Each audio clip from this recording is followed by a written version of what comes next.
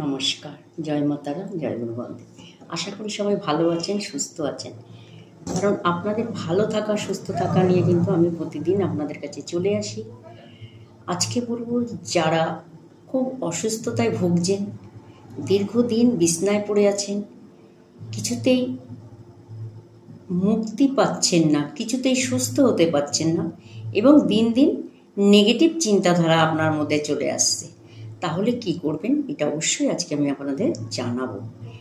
আচ্ছা, তার আগে বলবো চ্যানেলটি সাবস্ক্রাইব করুন, তাহলে কিন্তু এখান থেকে সমস্যার থেকে বেরোবার জন্য অনেক উপায় পাবেন আমার ভিডিও থেকে।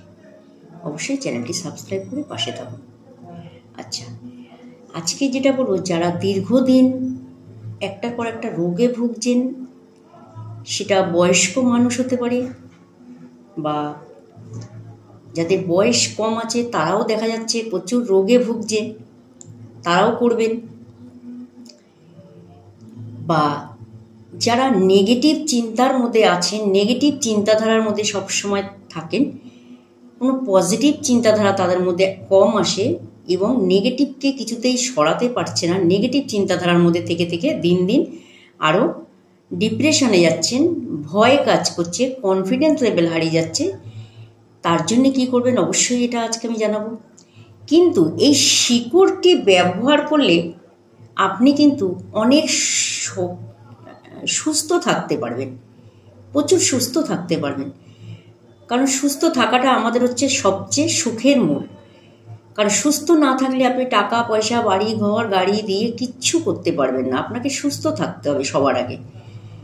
কারণ অনেকেই জানতে চায় না যে আমার হাতে আমি সুস্থ কতটা থাকতে পারবো। এটা অবশ্যই জানাটা সবার আগে দরকার।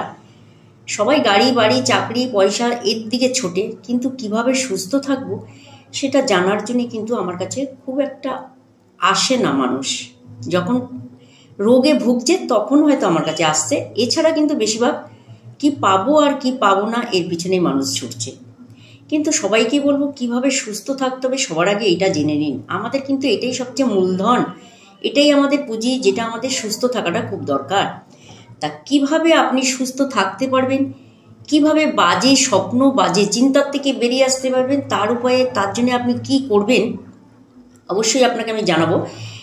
যে এটি কি করবেন, আপনি একটি অশ্বত্থ গাছের শিকড় নিয়ে আসবেন। ঠিক আছে, একটি অশ্বত্থ গাছের শিকড় নিয়ে আসবেন, এনে আপনি এটি শুক্রবার বা শনিবার, ঠিক আছে, যে কোনো দিন আপনি নিয়ে আসবেন। শুক্রবার বা শনিবার দিন, যে কোনো দিন কিন্তু ধারণ করতে পারবেন, সেটা বড় কথা না। এই দুটো দিন ধারণ করতে পারেন। কিভাবে ধারণ করবেন, প্রথমে শিকড়টি নিয়ে আসবেন, আগের দিন নিয়ে চলে আসবেন, এনে এটিকে ভালো করে একটু গঙ্গার জলে ধুয়ে নেবেন। শুধু গঙ্গার জলে একটু ধুয়ে নেবেন, আর কিছু করতে হবে না। আর একটু সাদা সুতো নিয়ে নেবেন, একটু মোটা দেখে একটু সাদা সুতো নিয়ে নেবেন, যেই সুতোটা আপনার হাতে বেশ কিছুদিন যাতে চলে, সুতোটা ছিঁড়ে না যায়, এরকম একটি সাদা সুতো নেবেন। একটি মোটা করে কয়েকটা প্যাঁচ নেবেন, না হলে মোটা সুতো নিয়ে নেবেন। নিয়ে সাদা সুতোটিকে দিয়ে আপনি গিট মারবেন। ঠিক আছে, একটু গিট মারবেন, 3টে গিট মেরে নেবেন সাদা সুতো দিয়ে এই অশ্বত্থ গাছের শিকড়টা একটু মনে করবেন, একদম শিকড় তো আপনি পাবেন না অশ্বত্থ গাছের, আর যদি পান অশ্বত্থ গাছের শিকড় তাহলে তো খুব ভালো, আর যদি না পান একদম গোড়ার থেকে একটু কেটে টুকরো নিয়ে নেবেন, ঠিক আছে। আচ্ছা, এটা গঙ্গার জল ধুয়ে আপনি ধোয়ার পর আপনি এটা কি করবেন, সাদা সুতোতে বেঁধে মেয়েরা বাঁ হাতে, ছেলেরা ডান হাতে, মানে মহিলারা বা মেয়েরা বা বাচ্চা মেয়েরা বাঁ হাতে পড়বেন এবং পুরুষরা ডান হাতে পড়বেন, এইভাবে পড়বেন। আচ্ছা, এটা বেশ কিছুদিন পর পর একটু চেঞ্জ করে নেবেন। ঠিক আছে, যখন দেখবেন অনেক দিন হয়ে গেছে, সুতোটা ময়লা হয়ে গেছে এবং আপনার শিকড়টা একদম সরু চিকন হয়ে গেছে, ঠিক আছে, একটু চেঞ্জ করে নেবেন, একটু মোটা দেখে শিকড় নেবেন, যাতে আপনি এটাকে বেশ কিছুদিন রাখতে পারেন। ঠিক আছে। আচ্ছা, শিকড়টা এনে কিন্তু প্রথমে আপনি এটির মধ্যে একটু মেটে সিঁদুর গুলে নেবেন, সবার আগে গুলে নিয়ে তার মধ্যে শিকড়ের মধ্যে মেটে সিঁদুর লাগিয়ে নেবেন। ঠিক আছে, মেটে সিঁদুর লাগিয়ে নিয়ে শিকড়টার মধ্যে তারপরে কি করবেন, আপনি যদি তাবিজে কবজে দিতে পারেন তাহলে খুব ভালো।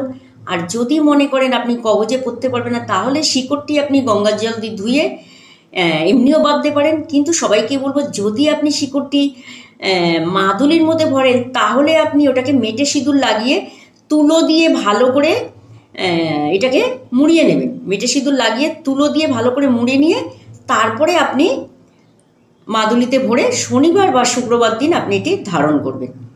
যারা শিকড় ধারণ করবেন তাহলে তারা কিন্তু মেটে সিঁদুর লাগালেও ধুয়ে যাবে, কিন্তু যারা কবজে পড়বেন তারা মেটে সিঁদুর অবশ্যই লাগাবেন, লাগিয়ে এটি ধারণ করবেন। কবজে পড়লে বারবার আপনাকে চেঞ্জ করতে হবে না। যদি আপনি সুতো দিয়ে ধারণ করেন সেক্ষেত্রে আপনাকে আবার কিছুদিন পর পর হয়তো চেঞ্জ করতে হতে পারে, ঠিক আছে। এইভাবে করে শনিবার শুক্রবার যদি আপনারা ধারণ করতে পারেন, ঠিক আছে। আপনারা যদি মনে করেন কোমরে ধারণ করবেন সেক্ষেত্রে কোমরেও ধারণ করতে পারেন, হাতেও ধারণ করতে পারেন, অসুবিধা নেই। কিন্তু এইভাবে ধারণ করলে দেখা যাবে আপনি নেগেটিভ থেকে বেরিয়ে আসতে পারবেন এবং আপনি যে রোগে ভুগছেন সুস্থতার দিকে কিন্তু আপনি আস্তে আস্তে চলে আসবেন, ঠিক আছে। অবশ্যই এই উপায়টি করুন। এই শিকড়ের এই টোটকাটি কিন্তু ভীষণ কাজের জিনিস, আমরা কিন্তু অনেক মানুষকে দিয়ে থাকি। আপনারা অবশ্যই ধারণ করুন, সুস্থ থাকতে পারবেন, ঠিক আছে। ভালো থাকুন, সুস্থ থাকুন, সবাইকে ভালো রাখুন। নমস্কার।